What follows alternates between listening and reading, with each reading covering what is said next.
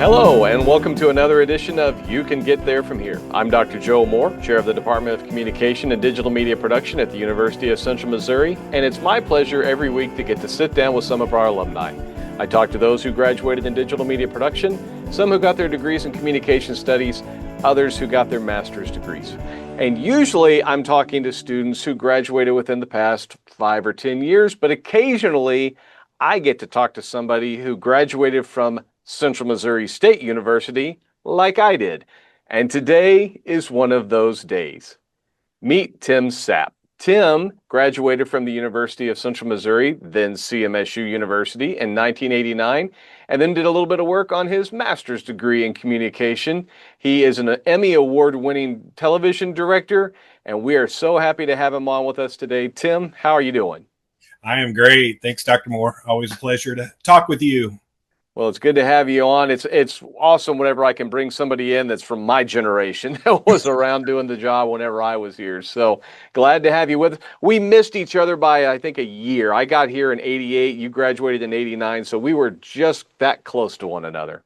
Yeah. If you would, give us a little bit of history. Tell us a little bit about where you came from to get to CMSU, what led you to the program, and then what led you into television production. Yeah, so I grew up in a small town called Montrose, Missouri, just on the south side of Truman Lake. And I was originally pretty apprehensive about coming to Warrensburg because it was such a big place. And, I grew up in this I've been to Montrose. Yeah. Oh my gosh, it's so big and there's so many buildings and all the things. But really what solidified me, I had almost a full ride scholarship. I played in the all-star baseball game that summer. Stu Rogers, the baseball coach, offered me a chance to walk on. So I came early, practiced for about a month. I'd had knee surgery that summer and got hurt again late summer. And so I caught batting practice for about a month. And that was my baseball career. So better than my baseball career. Yeah, so I got batting practice, so it wasn't that glorious. But the baseball team did well this year, so they did.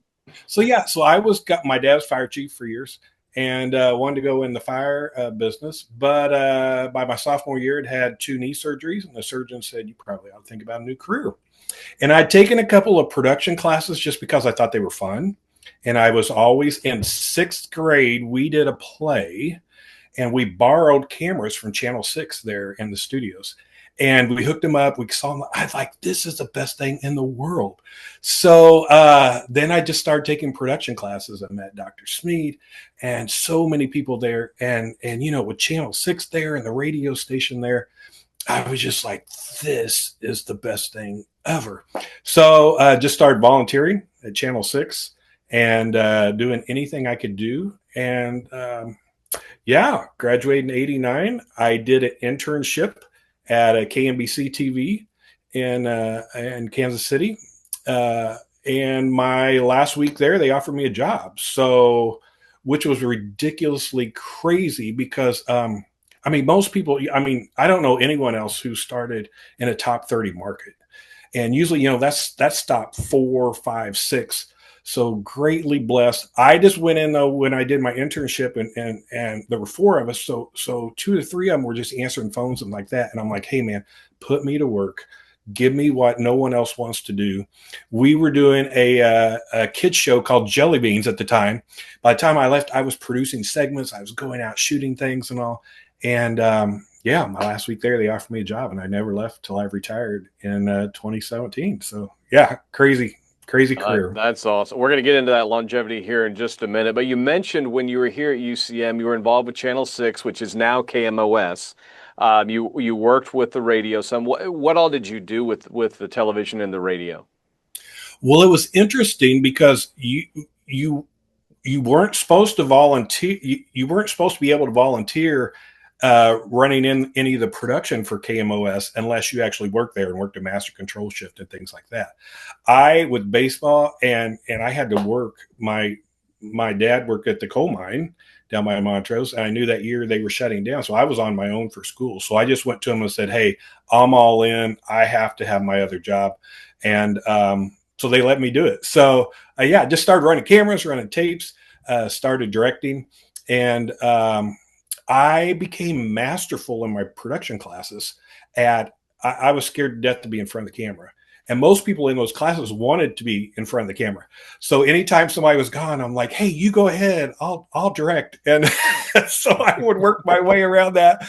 And it was just always, it's always been a thrill to just sit in the seat and go. There's no timeouts. There's no going back. And it's just forward or forward. And to me, that's fun. And I love the camaraderie of the teamwork of a production crew. Because, when you're working in unison and everyone's firing on the same cylinders, it's the best feeling in the world.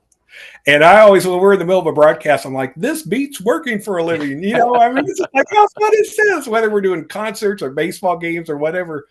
It's just so fun. One of the first things I produced for Channel 6 was when the B-2 stealth bombers were first announced. And so we went out to Whiteman and interviewed the base commander, did a 30-minute show on that. And that was my first taste of producing and directing and editing and all the things. I'm like, oh my gosh, this is fun. We actually got thrown in the brig that day we were out shooting. We had a PR guy with us, an Air Force guy. And we were on the east side of the tower, and some VIPs were landing, and civilians aren't supposed to be in there. And these MPs came sliding up with their machine guns. Oh no! In the tower, and our Air Force escort was in the next room, and they were raking him. And they have guns and stuff, and I'm like, take the camera, take the tapes, take anything you want. It's borrowed. It's Oh man! And you stuck with it after that little bit of excitement that might have driven some people out of the business. You stayed right in there. Yeah, it was a rush. It's a adrenaline rush, but it's all good. Well, I was going to ask if you ever did the on-air talent, or if you were more on the production side. If you stay on the production side, you answered that question for me. How has the industry changed? Because when you were here, it was the major broadcasting and film or broadcast media? It wasn't digital media production at that time. I have a broadcast film degree. Okay, broadcasting and film, which was one of the precursors. It's evolved over years as the industry has changed. We've had to change what the name of it was and what we teach, the skills we teach, but it's still the same. You're still the same production, the same rules apply. How has it changed in your eyes? Oh my gosh. I mean, we started out with 3/4-inch tape, went from tape to beta. When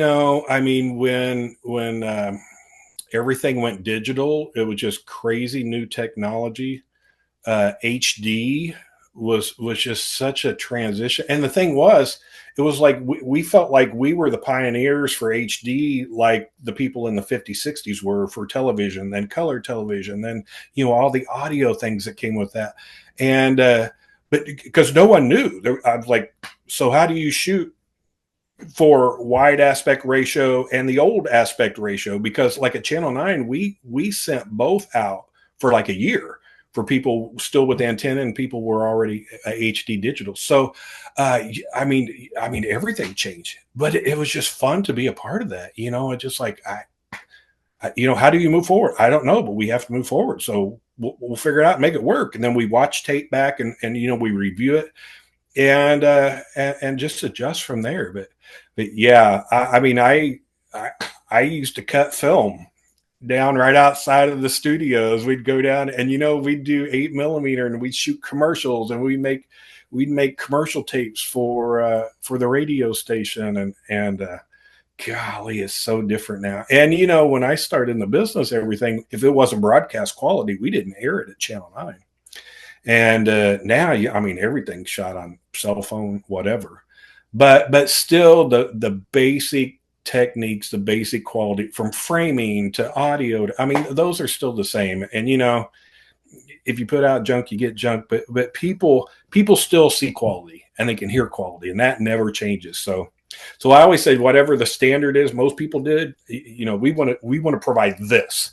Yeah, because that's we what makes don't. you more competitive is to go that next level up. I tease our students all the time. You have no idea how good you have it. I used to have to edit reel to reel and cut it and get the tape and photography. If you didn't get the shot, you didn't know until you got the film back. So Yeah. And when I first started in some of the production classes and we were doing our own radio spots and all, I remember a couple people were, a couple frames over or 31 seconds. And I don't even remember the professor, but they got an F. They had a chance to redo it because in real life, hey, if that commercial was cut and it didn't air in its time, you don't get paid. So I mean, like, our professor, like, here's real life. You just lost, $3,000, $5,000, whatever. And so that's what I really valued with the education there at Warrensburg, because it was just real life hands on.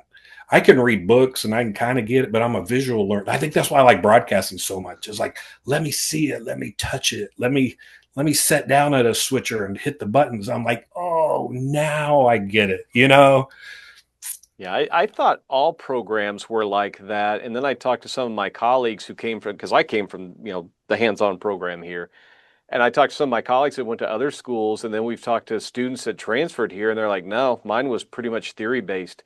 We really didn't have the equipment and the hands-on. I thought, how are you supposed to learn how to do this if you Right. don't do this? I mean, I can read about it all day, but yeah, I'm with you. I've got to have the hands-on. I'm that visual learner that I have to be able to practice it myself. Yeah. So you Yeah. touched on it, 29 years at KMBC. That's a long time at one station in a time where there's a lot of mobility, a lot of people going from one job to the other, trying to climb in the ranks.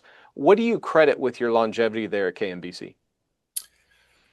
Oh gosh, willing to work anything they threw in front of me, telling them give me the shows that no one else wants to do. I was permanent part time for the first 4 years.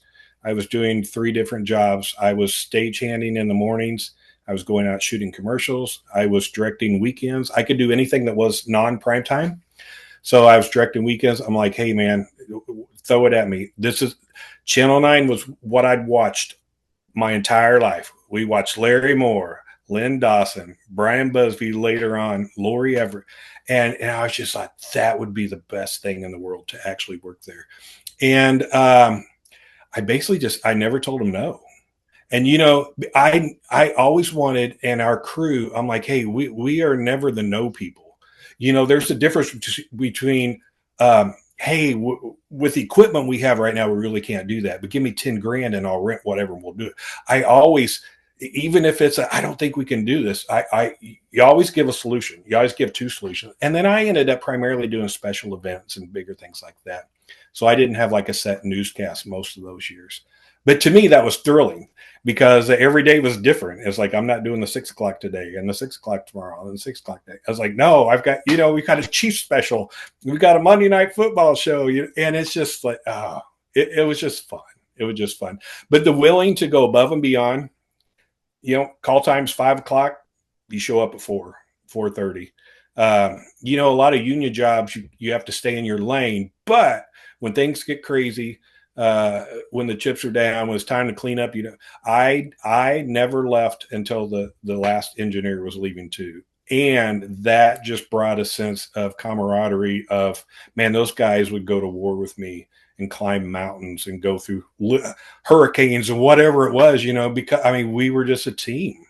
And I valued team over anything else. So that's what kept me there. I just never left. So You just exude joy when you think about it. Do you miss it? oh yeah. Yeah. I miss the rush, man. I love not having a suitcase in my car that I did for like 20 years.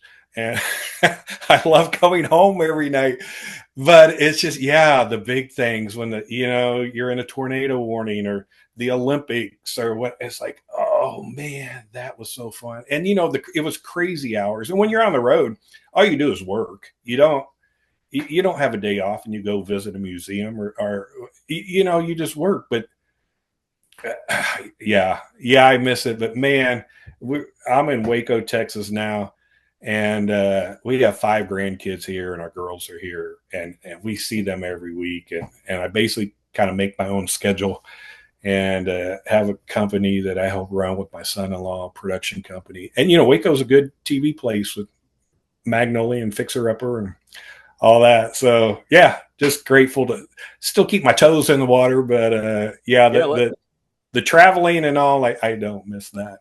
yeah, let's talk about that.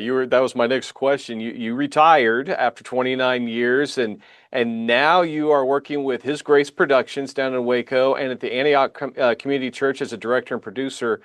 First, tell us about His Grace Productions. What is that? It's your son-in-law's business, I believe you said. So what do you do there, and then what do you do at Antioch Community Church?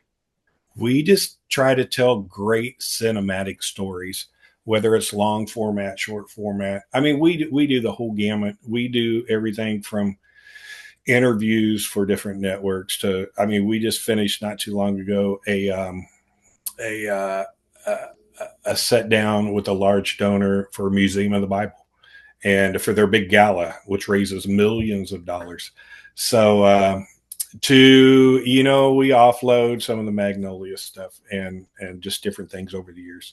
And so yeah, that's my son-in-law. We both have full-time jobs, so that's kind of a side. You know, we just do we're more choosy now with the shoots we do instead of trying to do anything to keep it going and to keep editors on staff and all. We just you know, if we can do 2 or 3 bigger things in a month, that's what we do. And yeah, then Antioch Community Church, never thought we'd be in a bigger church.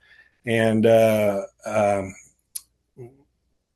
we run 8 cameras a service. And, you know, we run about 15 to 20 volunteer tech positions for, you know, from lyrics to shaders to camera people to audio to people pushing broadcast audio. And yeah, so there again, it's just like, it's fun to keep my toes in the water and just, you know, just make it all happen. And half of that is good communication. You know, somebody has to lead the race. So you convey the game plan. Everybody's on the same playing field. You go for it. You meet between services, what went well, areas of improvements, and then you do it again. And then next week we do it again. And then we have conferences and all the things. And yeah, so it's still exciting to do abnormal, non-run of the mill. I mean, like every week's different. I'm getting ready to leave for Scotland this Friday, and we're going to be over there 2.5 weeks just doing different things. So it's just like, yeah, it's still, I'm just grateful. And it all started at CMSU right there in Warrensburg, Missouri. So I don't think you've quite got the grasp of retirement. It sounds like well, I'm going to retire, but I'm not. now I'm choosing what I want to do and what gives me life, instead of just like, you know, Oklahoma City blows up and you're gone in 10 minutes and those kind of things. And it was all worthwhile. But now it's like, oh, I get to do what's life-giving and what I really love. And yeah, it just, and those skills were learned at Channel 6 and in the radio station. I used to go out to Cocoa with Eric Moeller. Was Eric still around when you were there? Yes, I believe he was. Yeah. Used to go out. We'd go in the basement and make sound effects and do all these crazy things. And it all started in Warrensburg. So that's awesome. And now you're getting ready to go to Scotland. That's one of my dreams. That's on my bucket list, is to get over there to Scotland. The university's slogan is now redefining what's possible.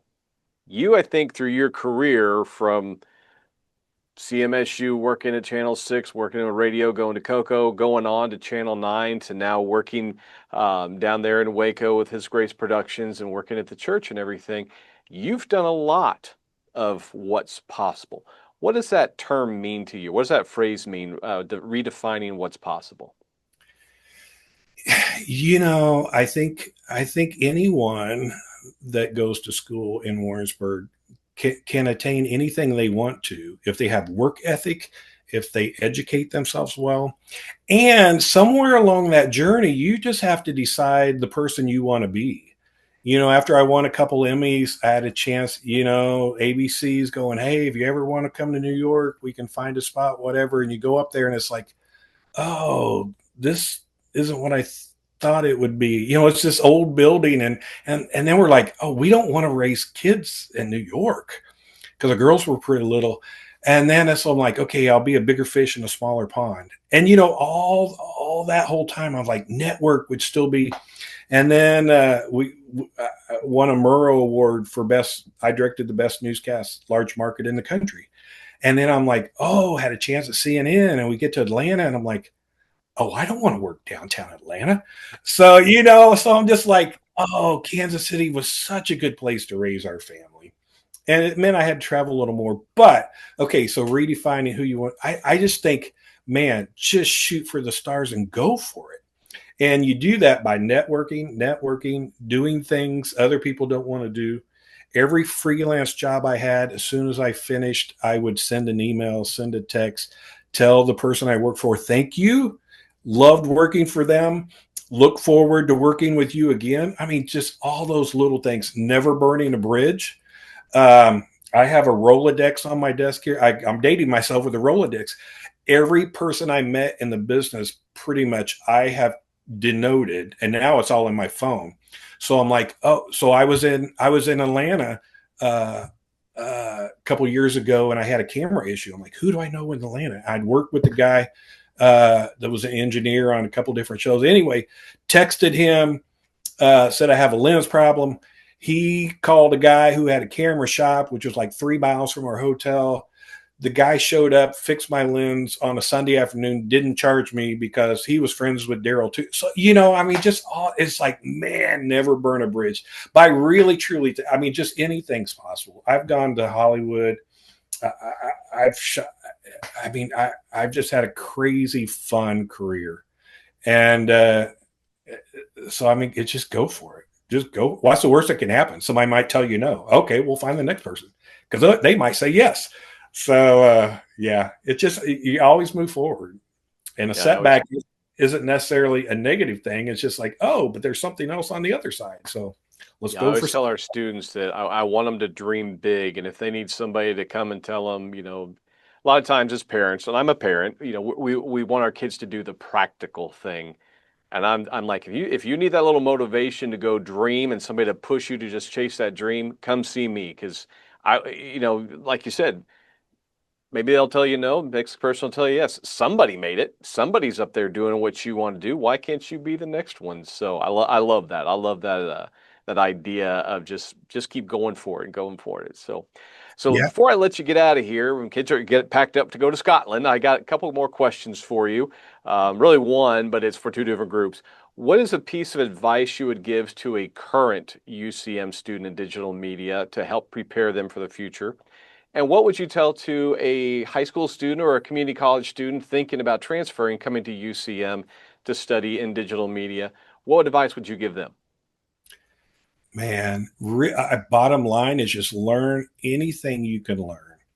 And what it took me a couple years was to realize that I think every professor I had there was accessible, but it was on me to go ask for it.